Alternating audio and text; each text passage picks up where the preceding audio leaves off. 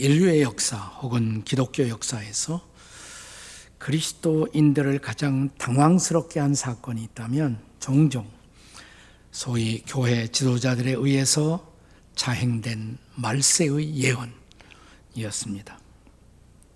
최근세사의 대표적 사건을 살펴보면 1844년 안식교의 창시자로 알려진 미국의 윌리엄 밀러가 성경 예언을 공부하다가 1844년 3월 21일을 그리스도께서 다시 오시는 재림 날짜로 선언했다가 이루어지지 않자 같은 해 1844년 10월 22일로 수정했습니다. 하지만 그날도 아무 일이 일어나지 않자 그를 따르던 약 12만 명의 사람들은 영적 혼란을 겪고 여러 분파로 나뉘게 됩니다. 안식교회의 공식 명칭은 제7일 안식일 예수 재림 교회 공식 명칭입니다. 예언이 실패한 후 소위 선지자의 영을 받은 엘렌 G. 화이트 여사가 그리스도가 그해 재림은 안 하셨지만 재림을 위한 준비로 하늘에서 조사 심판이 시작되었다. 이런 주장으로 교회를 수습해서 새로운 지도자가 되어 이끌어가게 됩니다. 하지만 윌리엄 밀러의 영향을 받은 사람들 중 또 한 사람인 찰스 T. 러셀이라는 분이 1874년을 다시 세상의 종말의 날짜로 예언합니다. 그러나 그날에 아무 일도 일어나지 않자 또다시 1914년을 종말의 해로 발표합니다. 다시 그날이 불발하자 그의 뒤를 이어 승계자가 된 러더포드라는 사람이 1914년에 그리스도가 안 오신 것이 아니라 오시긴 오셨는데 눈에 보이지 않게 인비지블하게 오셨다는 주장을 합니다. 이 단체가 바로 여호와의 증인이에요. 자, 이런 소위 말세 소동은 한국 땅에서도 적지 않게 발생하고 있는 일입니다. 2000년을 앞둔 1992년 10월 28일 소위 이 땅에서 다미 선교에 의한 휴고 소동은 우리 사회의 관심과 주목을 받은 사건이었습니다. 최근에는 팬데믹 코로나 시대에 커다란 주목을 받은 소위 신천지 교회, 신천지 집단의 핵심 주장은 교주 이만희 씨가 말세에 나타날 주의 이름으로 온 자 혹은 이긴 자 혹은 다른 보혜사 혹은 그가 약속의 목자라는 것입니다. 사실상 다시 오실 예수님을 믿고 기다리는 것이 중요한 것이 아니라 약속의 목자인 이만희를 믿어야 한다라고 주장합니다. 구원받기 위해서는 다시 오실 예수가 아니라 이긴 자, 약속의 목자인 이만희를 그들의 믿음의 대상으로 선택하라고 노골적으로 주장합니다. 이런 명백한 이단에 수많은 사람들이 미혹되고 있다는 것은 놀라운 일입니다. 그런데 이미 바울 사도 당시에 바울이 데살로니가 가서 예수님이 다시 오신다는 소위 재림의 교리를 가르치자 그 교인들 가운데 몇몇 사람들이 바울이 가르친 교리를 트위스트해서 왜곡해서 주의 날, 바울이 말한 주의 날, 곧 말세가 이미 임했다고 주장하는 사람들이 등장한 것입니다. 그래서 혼란 속에 빠져있는 데살로니가 교인들을 수습하기 위해 쓴 편지가 데살로니가 전서이고 이 편지를 쓴 다음에 데살로니가 교회 안에 일어나고 있는 일련의 사건에 대한 소식을 받고 다시 1년쯤 경과된 시점에서 다시 쓰게 된 편지가 데살로니가 후서입니다. 자, 이제 본문 2절과 3절의 말씀을 함께 같이 읽겠습니다. 다 같이 시작. 영으로나 또는 말로나 또는 우리에게서 받았다는 편지로나 주의 날이 이르렀다고 해서 쉽게 마음이 흔들리거나 두려워하거나 하지 말아야 한다는 것이라. 3절. 누가 어떻게 하여도 너희가 미혹되지 말라. 그렇습니다. 바울은 본문에서 그날, 주의 날 혹은 결정적 말세의 날이 오기 전에 먼저 있어야 할 일들이 있다는 것을 가르치면서 미혹되지 말라고 말씀합니다. 그렇다면 주의 날, 결정적 말세의 날이 임하기 전에 먼저 있어야 할 일들은 무엇일까요? 첫째, 전 세계적인 배교의 사건입니다. 전 세계적인 배교의 사건. 본문 3절 말씀을 함께 같이 읽겠습니다. 다 같이 시작. 누가 어떻게 하여도 너희가 미혹되지 말라. 먼저 배교하는 일이 있고 저 불법의 사람 곧 멸망의 아들이 나타나기 전에는 그날이 이르지 아니하리니.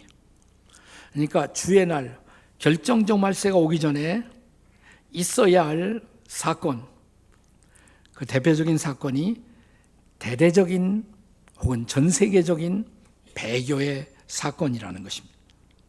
물론 배교, 가르침을 배신한다. 이 배교는 기독교 신앙에 대한 박해가 있을 때마다 언제나 있어 왔던 사건이었습니다. 우리가 우리 가평 철로역정 순례길을 걷다 보면 해석자의 집에 들어가요. 해석자의 집에서 순례길을 갈 때 우리가 경계해야 할 것 중에 하나는 종종 이 길에서 탈선한 배교자가 등장한다는 것입니다. 그 배교자가 창살에 갇혀있는 모습으로 등장합니다. 우리는 배교자가 안 되도록 조심해야 한다는 메시지를 던지고 있는 것입니다.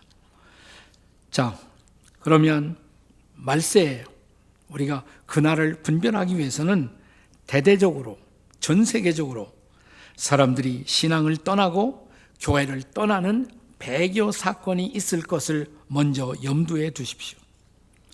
자, 본문에서 바울은 말합니다. 그리고 이 바울의 말은 주님의 가르침과 동일합니다. 주 예수님도 이 땅을 떠나시기 전에 그날에 대한 예언을 이렇게 남기십니다. 마태복음 24장 9절이야 12절의 말씀입니다.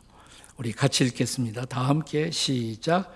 그때 사람들이 너희를 환난에 넘겨주겠으며 너희를 죽이리니 너희가 내 이름 때문에 모든 민족에게 미움을 받으리라.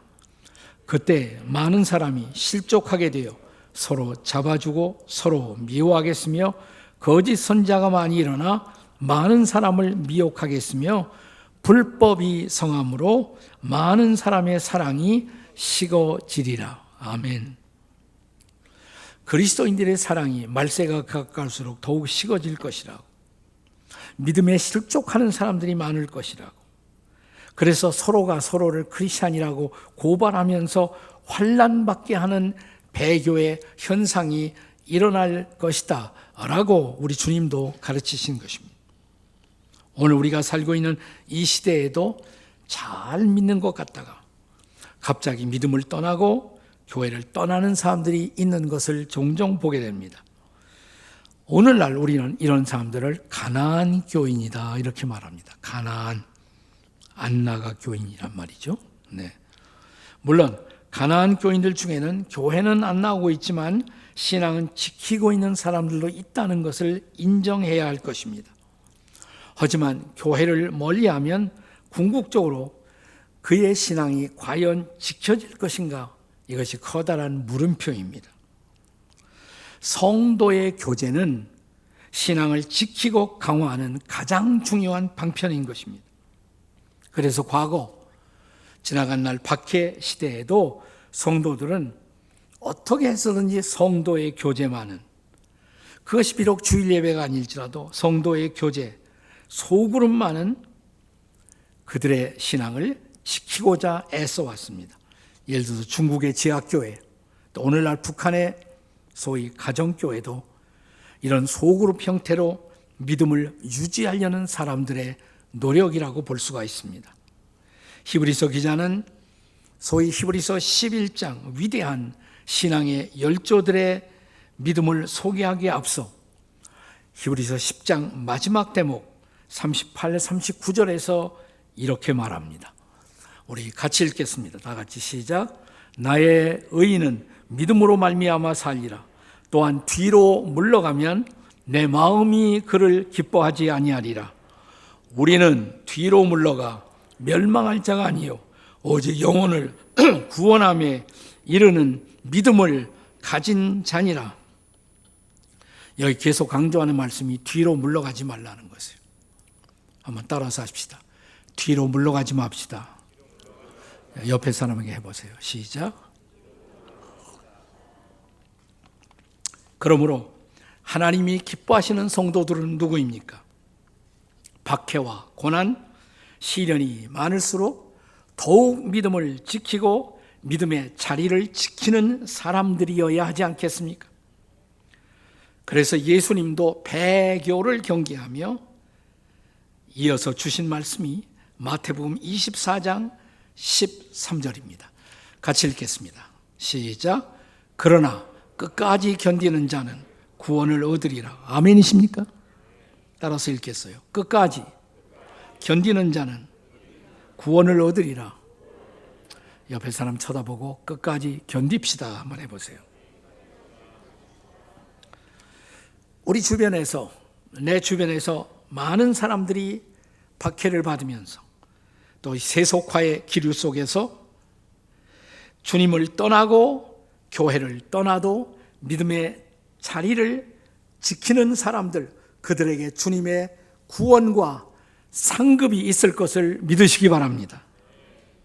만약 내 주변에서 많은 사람들이 대대적으로 믿음을 떠나가고 있다면 기억하십시오. 그것이야말로 말세의 증거요 주의 날이 임박한 징조라는 것을. 자, 결정적 말세의 날이 오기 전에, 주의 날이 오기 전에 있어야 할 일, 두 번째는 불법의 사람의 등장과 활동입니다. 따라서 하세요. 불법의 사람의 등장과 활동. 네, 옆에 사람에게 한번 해보세요. 시작. 불법의 사람의 등장과 활동. 자, 본문에는 이 불법의 사람이 여러 가지 표현으로 등장해요. 본문 3절에 보시면 불법의 사람 혹은 멸망의 아들. 네. 왜 불법의 사람이라고 그랬냐? 율법을 무시한다 이 말이에요. 하나님의 토라, 말씀을 무시하고 이 시대를 어둠의 시대, 불법의 시대로 만드는 일에 기여하고 있는 자들, 불법의 사람. 예수님도 마태복음 24장 12절에서 말세의 징조로 불법이 성행한다 그랬어요. 자, 이어서 4절 보면 그 사람은, 불법의 사람은 우리를 멸망의 길로 인도한다고. 그리고 그는 자기를 높이는 자, 자기를 높이는 자, 성전에 앉아서 자기를 하나님이라고 내세우는 자라고 말합니다. 실제로 예수님 당시에 유대 땅에 그런 존재가 한 사람 등장한 일이 있었습니다. 이스라엘 바로 위에 시리아가 있어요. 시리아가 쳐들어왔습니다. 이스라엘. 안티오코스 에피파네스 4세라는 지도자가 이스라엘을 침략합니다. 그리고 예루살렘 성전을 점령했습니다. 그리고 성전 안에 이스라엘 사람들이 제일 싫어하는 이방신 제우스의 신단을 만들고 또 이 시리아의 정치 지도자를 마치 신처럼 숭배할 것을 강요합니다. 그리고 그의 뒤를 이어서 이스라엘을 점령하는 로마의 황제들마다 로마의 황제를 신으로 하나님으로 섬기도록 그 숭배를 강요하게 됩니다.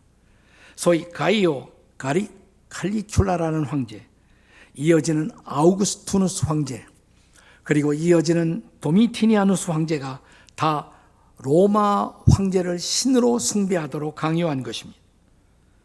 그런데 그런 비슷한 존재가, 그보다 더 강력한 존재가 말세에 등장하여 전 인류에게 자신을 구세주로 신으로 숭배하도록 강요하게 될 것이라고 바울은 지금 경고하는 것입니다. 그리고 사도 요한은 그런 존재를 가리켜 적 그리스도, 엔티 크라이스트, 적 그리스도라고 부릅니다. 자, 요한일서 2장 18절의 말씀을 보겠습니다. 요한일서 2장 18절입니다. 같이 읽습니다. 시작. 아이들아, 지금은 마지막 때라. 적그리스도가 오리라는 말을 들은 것과 같이 지금도 많은 적그리스도가 일어났으니 그러므로 우리가 마지막 때인 줄 아노라. 자, 이미 마지막 때는 예수님 때부터 시작이 된 거예요. 그때부터 마지막이 시작된 것입니다. 근데 그 징조 중에 하나가 적그리스도, 자기를 그리스도로 주장하는 자가 등장한다는 것입니다. 많은 적그리스도가 등장한다 그랬어요. 그리고 요한일서 2장 22절을 보시기 바랍니다. 22절 다 같이 읽겠습니다. 시작. 거짓말하는 자가 누구냐? 예수께서 그리스도이심을 부인하는 자가 아니냐? 아버지와 아들을 부인하는 그가 적그리스도니라. 네. 다시 말하면 베들레헴에서 탄생하시고 나사렛에서 자라난 예수, 그 예수가 그리스도이심을 우리는 믿습니다. 아멘. 그런데 그 예수가 그리스도가 아니라 자기가 그리스도라고 주장하는 자들이 많이 일어난다는 것입니다. 한국에도 그렇게 자기를 그리스도라고 구세주로 주장하는 많은 사람들이 일어났어요. 그러나 기억하십시다. 예수님 홀로 그리스도이십니다. 아멘. 마지막 이 예수를 떠난 어떤 존재도 그리스도일 수가 없어요. 그런데 진짜 마지막 종말의 때에는, 그러니까 적그리스도가 많이 등장하다가 마지막에 결정적인 적그리스도 한 사람이 혹은 하나의 집단이 등장할 것이라고 예언하는 것입니다. 성경은 바로 그의 정체를 가리켜 불법의 사람 이렇게 말하는 것입니다. 그는 하나님의 율법을 부인하고 이 땅에 육신을 입고 오신 예수가 그리스도이심을 부인하는 자인 것입니다. 그러므로 사랑하는 여러분, 누군가가 자신을 구세주처럼 군림시키고 자신을 그리스도라고 주장한다면 먼저 그가 예수를 어떻게 생각하는지 알아보십시오. 과연 베들레헴에서 탄생하시고 나사렛에서 성장한 역사적 예수, 그 예수를 그리스도로 믿는지를, 그리고 또 하나는 그가 하나님의 율법을 존중하는가를. 율법을 존중한다면 그의 삶은 자연히 도덕적 삶을 살 것입니다. 아니라면 그는 적그리스도이던가 아니면 그런 아류에 속한 이단자에 불과한 것입니다. 사탄 마귀는 예로부터 예수 그리스도를 질투하여 그리스도처럼 자신을 가장하고 그리스도처럼 자기도 경배받기를 소원하는 것입니다. 그래서 심지어는 예수님이 이 땅에 오셨을 때 광야에서 40일 금식하고 돌아와 시험을 받으실 때 마귀가 찾아오죠. 그리고 마태복음 4장 9절에 보면 예수님에게 사탄은 이렇게 말합니다. 내게 엎드려 경배하면 내게 모든 것을 내게 주리라. 나한테 절만해 다 줄게. 항상 사탄 마귀는 예수님처럼 하나님처럼 경배받기를 원해서 경배만 하면 우리가 원하는 것을 주겠다고 이 미혹에 많은 사람들이 넘어가는 것입니다. 자, 어떻게 대하는 것이 정당한 태도일까요? 자, 이 마귀가 찾아왔을 때 예수님은 어떻게 대답하십니까? 마태복음 4장 10절을 함께 같이 읽겠습니다. 다 같이 읽습니다. 시작. 이에 예수께서 말씀하시되 사탄아 물러가라. 기록되었을 때 주 너의 하나님께 경배하고 다만 그를 섬기라. 아멘. 그러니까 사탄이 찾아와서 나한테 경배만 하면, 이 가짜에게 경배하면 다 주겠다고 내 소원. 뭐라고 우리가 응답해야 돼요? 뭐라고? 사탄아 물러가라 그래. 사탄아 물러가라. 그리고 뭐예요? 하나님만 경배하라. 하나님만 섬기라. 아멘. 사랑하는 여러분, 그러므로 자기를 강력한 그리스도로, 자기를 신으로 경배하라고 속이는 전 지구적인 큰 사건이 일어나거든 기억하십시오. 이것이야말로 말세가 다가왔음을, 그것이 말세의 또 하나의 증거, 불법의 사람의 등장과 활동임을 기억해야 합니다. 자, 마지막 세 번째, 그 마지막 때가 가까운 또 하나의 증거.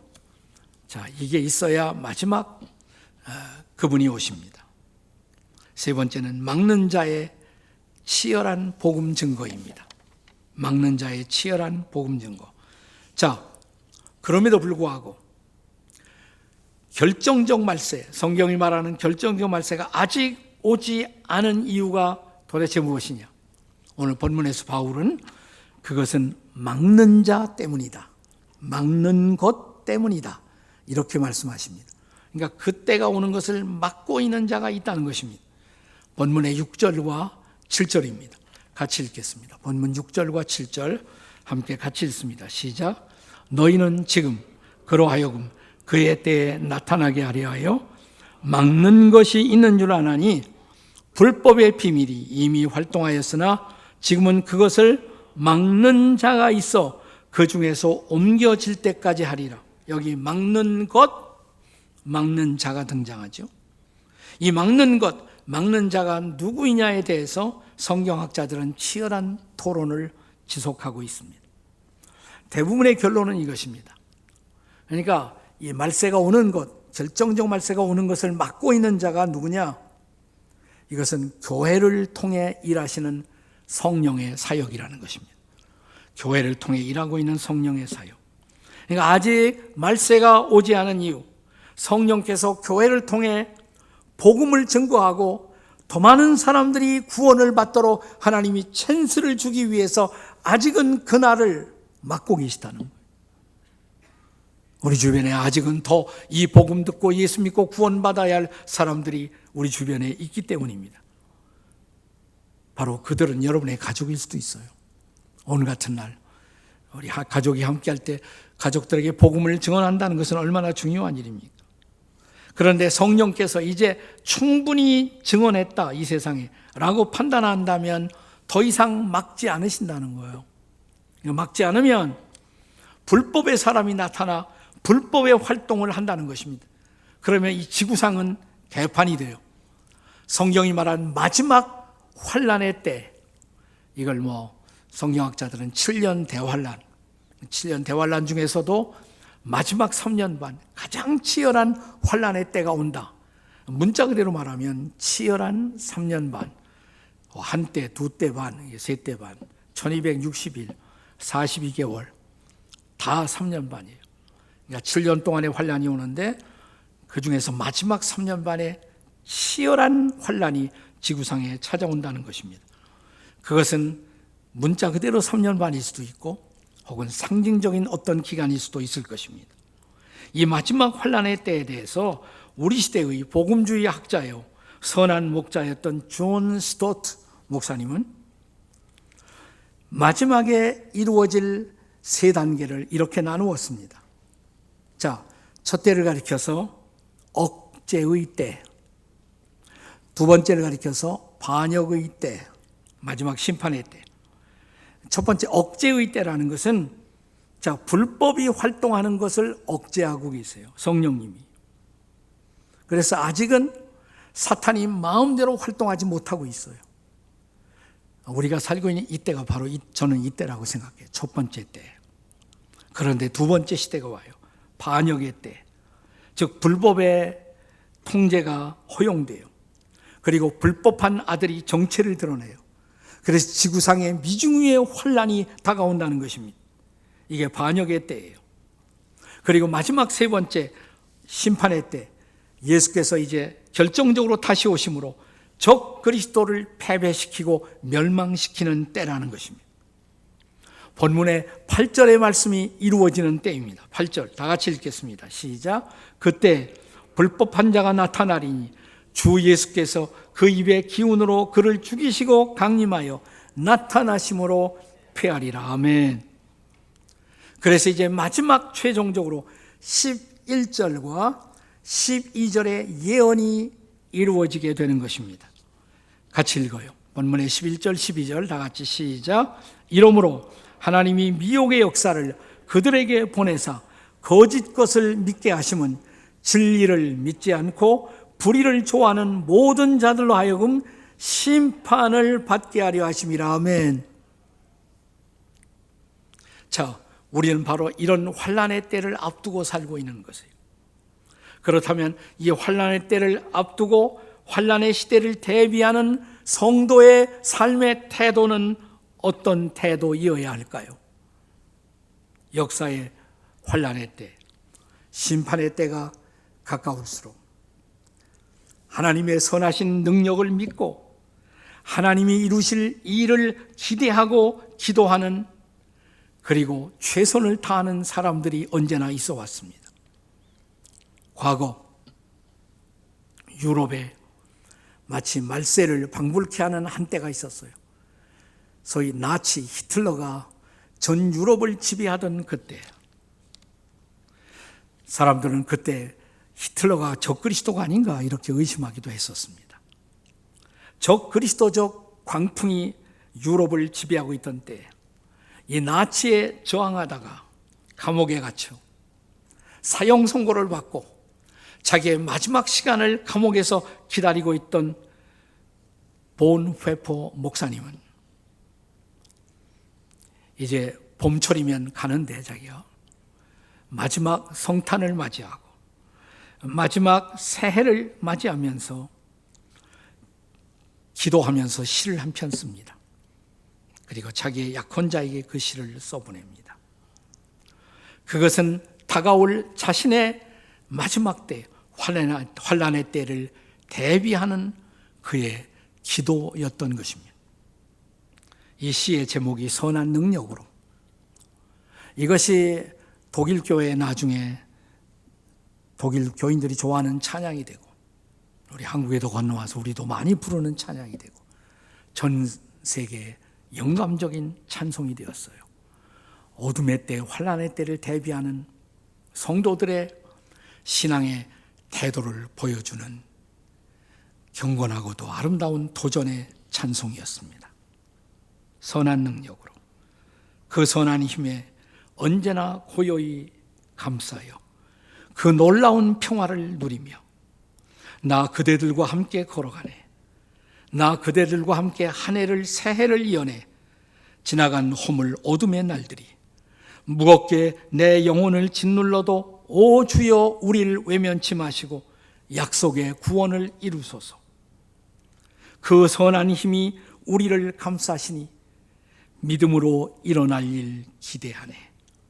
주 언제나 우리와 함께 계셔 하루 또 하루가 늘 새로워. 주께서 밝히신 작은 촛불이 어둠을 헤치고 타오르네.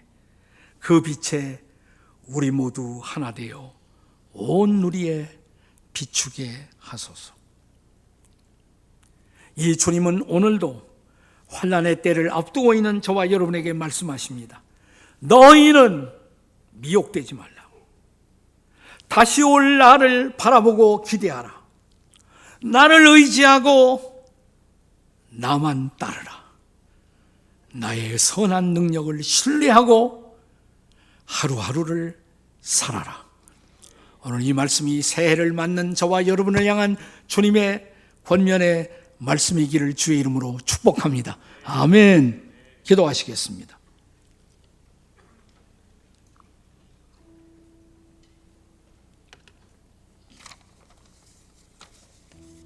지금 우리가 살고 있는 시대도 만만하게 평화로운 시대는 아닙니다. 갑자기 전쟁이 우크라이나에서 일어나고 러시아에서 일어나고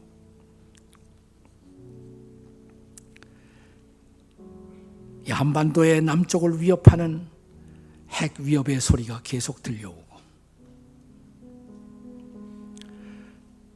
국제관계를 통한 국가들의 이해는 극도로 예민해지고 서로가 서로를 믿지 못하는 불신이 우리를 지배하고 무엇을 믿고 살겠습니까? 우리가 믿어야 할 분, 선하신 주님, 그분의 선한 능력만이 우리를 지킬 수가 있을 것입니다. 우리 조용히 이 설날을 맞이해서 주님, 나를 지켜달라고, 우리 가정을 지켜달라고, 우리 민족을 지켜달라고 주님 부르고 함께 통성으로 기도하시겠습니다. 주님, 우리가 기도합니다. 주님만이 우리를 지켜주실 수가 있습니다. 선하신 능력으로 선한 힘으로 우리를 지켜주시고 우리와 함께 동행하사 하나님의 영광의 능력을 드러내는 하나님의 사람으로 살게 해주옵소서. 불법의 아들, 불법의 사람의 어둠의 기운에 우리가 주눅들지 않게 하시고 하나님의 능력을 신뢰하고 걸어가는 하나님의 백성들이 되게 해 주시옵소서. 이 어두운 때, 이 악한 것이 활동하는 때 여전히 주의 선한 힘에 고요히 감싸여 주님이 주신 평화를 누리며 살고 싶습니다. 그런 평화, 그런 믿음, 그런 승리를 주시옵소서. 예수님의 이름으로 기도합니다. 아멘.